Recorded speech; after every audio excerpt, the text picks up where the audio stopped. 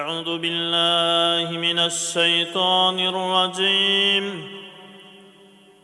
بسم الله الرحمن الرحيم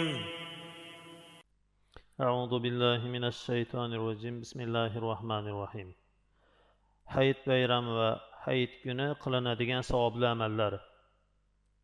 Savol: bayram hayit nimadir? Javob: bayram xursandchilik va sevinch kuni degani. Savol: bayramning jamiyat hayotidagi o'rni qanday? Javob: bayramning jamiyat hayotida afzal jihatlari bor.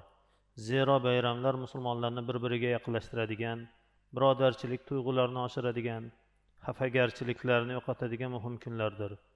Jamoat holatida o'qiladigan bayram namozlari, hayit namozlari birlik va barobarlikning eng go'zal namunasidir.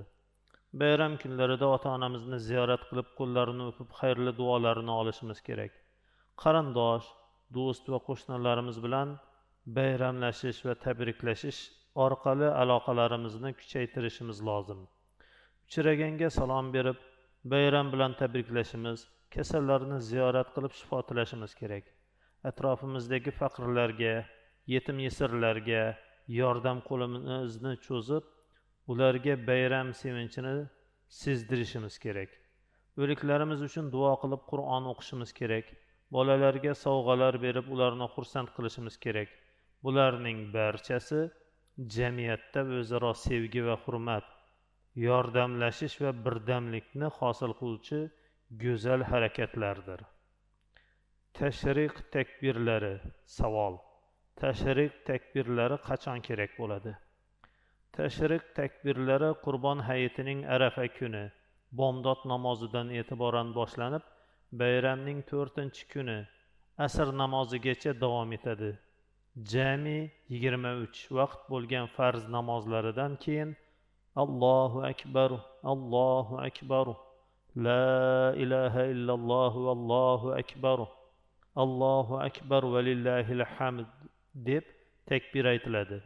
Bunga tashriq takbirlari deyiladi. Tashriq takbirlarining hukmi nima?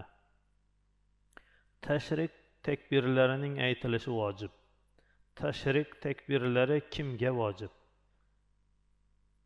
Javob: farz namozini o'qishga majbur bo'lgan har bir kishiga tashriq takbirlarini aytish vojib. Bu xususda yolg'iz namoz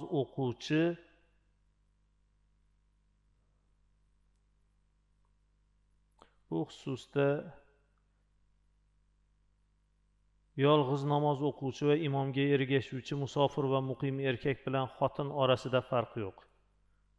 Bu 23 vaqtdan qazo bo'lgan namozlarning ham orqasidan tashriq takbirlar aytiladimi? Javob: ha, bu 23 vaqt namozdan qay biri qazo bo'lib, tashriq kunlari qazosi o'qilsa, orqasidan tashriq takbirlari aytiladi. Keyinroq bir necha kun yo yillar o'tib qazosi o'qilsa, tashriq takbirlari aytilmaydi. Hayit namozi. Savol: hayit namozi qachondan beri o'qiladi? Javob: hayit namozi hijratning 2-yilidan o'qila boshlagan. Shar'iyligi kitob, sunnat va ijmo bilan sobitdir. Savol: hayit namozining hukmi nimadir? Javob: hayit namozining hukmi vojibdir. Savol: hayit namozining vojib bo'lganligining dalili nima? Javob: namoz o'qi va qurbonlik qil ma'noli oyati karima va payg'ambarimiz sollallohu alayhi vasallamning doimiy o'qib va o'qittirganliklari hayit namozining vojib bo'lishining dalilidir. Savol: hayit namozi kimlarga vojibdir? Javob: hayit namozi juma farz bo'lgan har bir kishiga vojibdir. Savol: hayit namozining shartlari qaysilar? Javob: juma namozining sahih, to'g'ri va maqbul bo'lishi uchun kerakli shartlar hayit namozining sahih bo'lishi uchun ham keraklidir. Biroq juma namozi uchun xutba o'qish farz, hayit namozi uchun sunnatdir. Savol: hayit namozi qachon o'qiladi?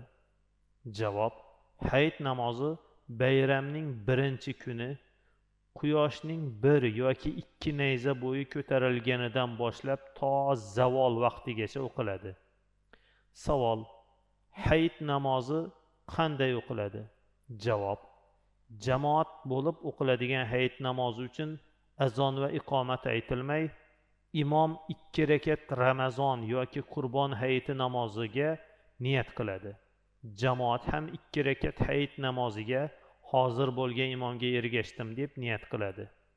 Allohu akbar deb iftitah avvalgi takbira aytiladi va qo'llar bog'lanadi.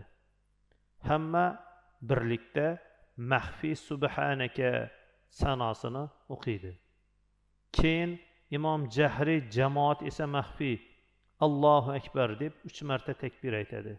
Takbir aytgandan qo'llar yuqoriga ko'tarilib, keyin yonga tashlanadi va takbirlar orasida 3 tasbih miqdori turiladi. 3-chi takbirdan keyin qo'llar yana bog'lanadi. Imom a'udhu billah va bismillahni maxfiy aytib, keyin jahri Fotiha surasi bilan Qur'onni Karimdan bir miqdor o'qiydi va jahri Allohu akbar deb ruku va sajdaga ketadi.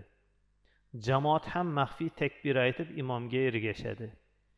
Keyin yana takbir aytilib 2-chi rakatga turiladi. Imom bismillahni maxfiy aytib, keyin yana jahri Fotiha surasi bilan Qur'ondan bir miqdor o'qiydi. Yana 3 marta qo'llar ko'tarilib, 1-chi rakatdagiga o'xshab 3 takbir aytiladi.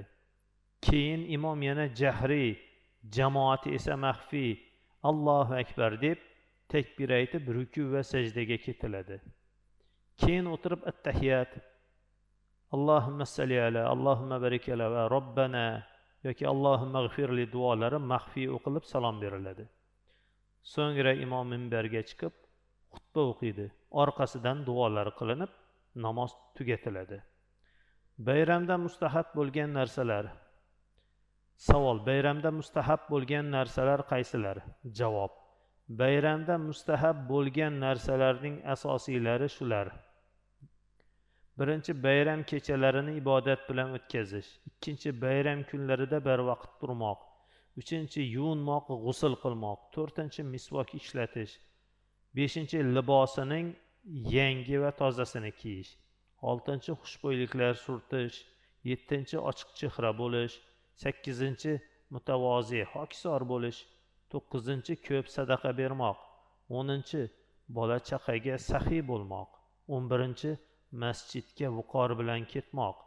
12-chi, bayram namoziga ketayotganda Ramazon hayitida maxfiy, Qurbon hayitida esa pastroq ovoz bilan takbir aytib bormoq. 13-chi, kuchi yetsa namozga yurib bormoq. 14-chi, iloji bo'lsa namozdan keyin boshqa yo'l bilan uyga qaytmoq. 15-chi, Ramazon hayitida hayit namozidan oldin xurmo kabi shirin bir narsa yemoq. 16-chi, Qurbon hayitida esa namoz o'qib bo'lguncha biror narsa yemaslik. Allohning